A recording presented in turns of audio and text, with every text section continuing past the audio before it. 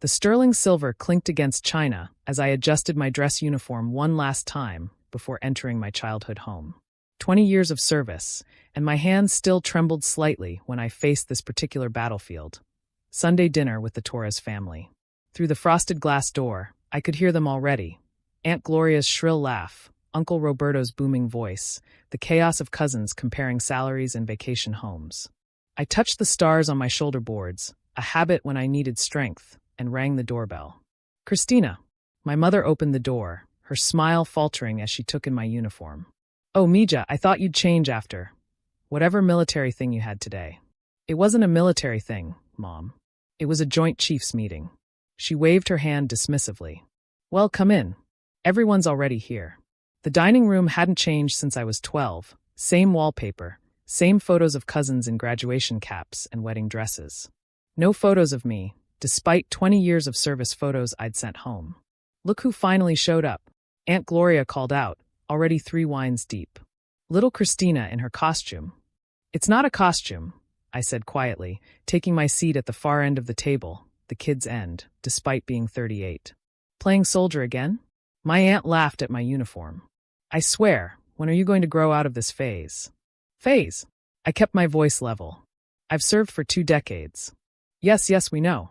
She flapped her hand. But look at your cousins. Miguel's a partner at his firm. Isabella just bought her 3rd rental property. Even little Carlos has his own dental practice now. When will you get a real job like your cousins? The words hit exactly where she intended. Around the table, my successful cousins smirked into their wine glasses. Miguel, who'd never missed an opportunity to remind me that corporate law paid better than playing war games. Isabella, whose Instagram was full of luxury purchases and motivational quotes about choosing abundance. Carlos, who still told the story of how I'd chosen boot camp over business school, like it was the family's greatest tragedy. The military is a real job, I said, cutting my chicken with perhaps more force than necessary. Oh, Christina. Cousin Isabella leaned forward, her voice dripping with fake concern. We're not trying to be mean. It's just you're so smart. You could have been anything. I am something. But what? Uncle Roberto jumped in.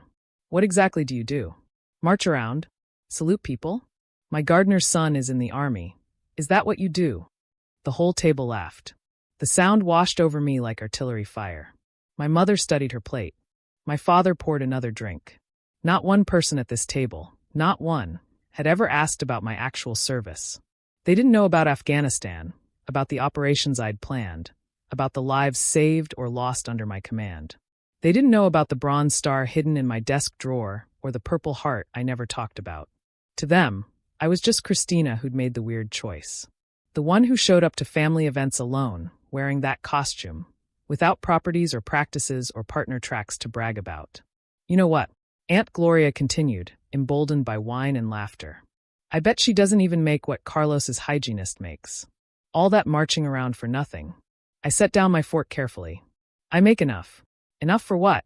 You still rent, don't you? At your age? She shook her head.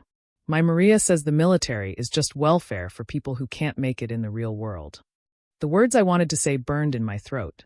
That I'd been in Kabul when Maria was getting her DUI covered up. That I'd been coordinating disaster relief when Miguel was cheating on his first wife. That while they'd been building their comfortable lives, I'd been building something else entirely. But I said nothing, because that's what I always did at these dinners, stayed quiet, stayed small, stayed in my place at the kids' table. Cat got your tongue? Carlos grinned. Or should I say, sir, yes sir, cat got your tongue, sir. More laughter. Aunt Gloria was wiping tears from her eyes. Oh, that's good. Do they make you talk like that? All that's her business? I was formulating another quiet response when I heard them, the distinctive thrum of helicopters. Multiple helicopters. My body recognized the sound before my mind did. MH-60 Black Hawks, flying in formation. The windows rattled slightly. What the hell? Uncle Roberto went to the window. Are those military helicopters? I remained seated, though my pulse quickened. I knew that flight pattern. I'd coordinated it myself 12 hours ago. But they weren't supposed to. The doorbell rang. Who could that be? My mother frowned. Everyone's here. The doorbell rang again. Then a knock. Then, Mrs. Torres?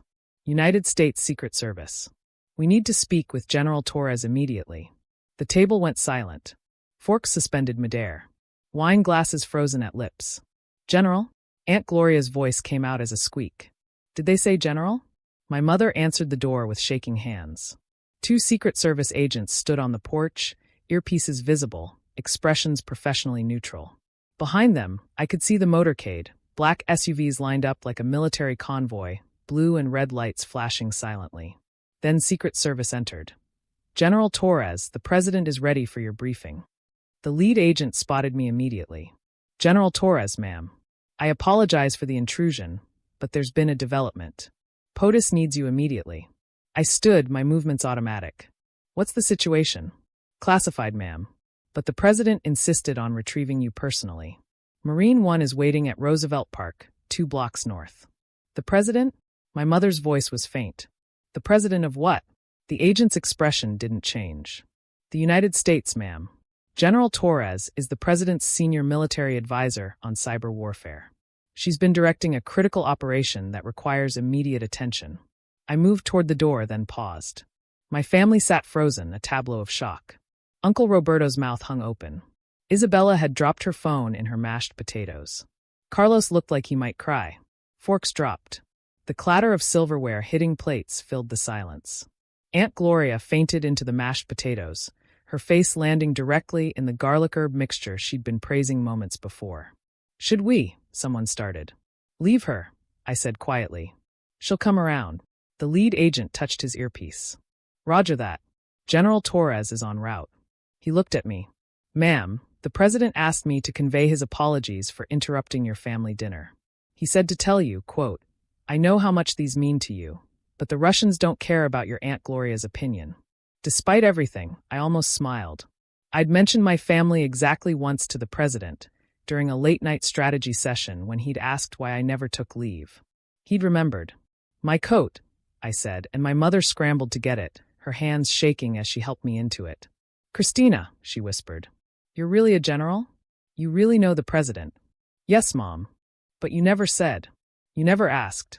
I adjusted my coat, ensuring my stars were visible. 4 of them, earned through years of service they'd mocked. I need to go. National security doesn't wait for dessert. Will you? My father finally spoke. Will you come back? After? I looked at him, at all of them. My cousins with their successful, ordinary lives. My aunts and uncles who'd made me the punchline of every family gathering. My parents who'd been too embarrassed to defend their soldier daughter. I don't know, I said honestly. Depends on whether the world ends tonight. Ends, Isabella squeaked. Cyber warfare, Isabella. While you were buying rental properties, other countries were buying ways to destroy our infrastructure. Power grids, water systems, financial networks, all vulnerable. All protected by people like me. People whose jobs you don't think are real. I moved toward the door where the agents waited. But don't worry. While you're here comparing salaries and vacation homes, people in costumes, like mine, will be up all night, making sure you can keep doing that tomorrow. Christina, wait. My mother called out. I paused at the threshold. Outside, the motorcade engines hummed. Neighbors had emerged from their houses, phones out, recording everything. Tomorrow, the Torres family would be famous, but not for their rental properties or dental practices. What, Mom? We're proud of you, she said quietly. No, I said. You're impressed. There's a difference. Pride would have come without the motorcade. I walked out, the Secret Service forming a protective detail around me. As we moved toward the waiting vehicles, I heard Uncle Roberto's voice drift through the open door. Did anyone know she was a general? For stars, that's like really high up, right? The lead agent opened the SUV door for me. Hell of a family, General. They're not so bad, I said, settling into the leather seat. They just never understood that some of us serve for reasons other than money. Roger that, ma'am. He spoke into his radio. Package secure. En route to Marine 1. As we pulled away, I caught a glimpse through the dining room window. Aunt Gloria had been revived and was sitting up, mashed potatoes still in her hair. My cousins were all on their phones, probably Googling my name for the first time. My parents stood at the window, watching the motorcade disappear. 20 years. 20 years of being the family disappointment, the one who chose wrong, the one playing soldier while the real adults built real lives. My secure phone buzzed. A message from the president. Sorry to pull you away. No family's important. I typed back. Not all families, sir. Some just share DNA. 3 dots appeared then. After we save the world, we're getting you a better family. That's an executive order. I smiled, a real one this time. Outside, the city blurred past, and somewhere ahead, Marine One waited to take me to a situation room where my uniform wasn't a costume and my service wasn't a phase. Where I wasn't playing soldier. Where I was exactly what I'd always been, even when the only person who believed it was me. The epilogue came 6 months later. The cyber attack had been thwarted, the details classified but the results clear. The lights stayed on, the water kept running, the world kept turning. I received a quiet medal in a quiet ceremony that my family would never know about. But they knew other things now. Aunt Gloria had become insufferably proud, telling everyone about her niece the general. Isabella tried to friend me on social media daily. Carlos had asked, twice, if I could get his son into West Point. I ignored them all. Instead, I spent Thanksgiving with my real family. The soldiers who'd stood beside me in situations, rooms, and battlefields, who'd never once asked when I was getting a real job. Because they knew, like I knew, that some things matter more than money. Some uniforms are worth more than any suit. And some families are found in foxholes, not dining rooms. But I did keep one voicemail from my mother, sent the day after the dinner. Mija, I'm sorry. For all of it. You were never playing. You were preparing. And we were too small to see how big you were becoming. I saved it. Not because I needed her validation anymore, but because growth, like service, sometimes comes when you least expect it. Even from people who once pushed your face into their own limitations. Even from families who had to see the motorcade to believe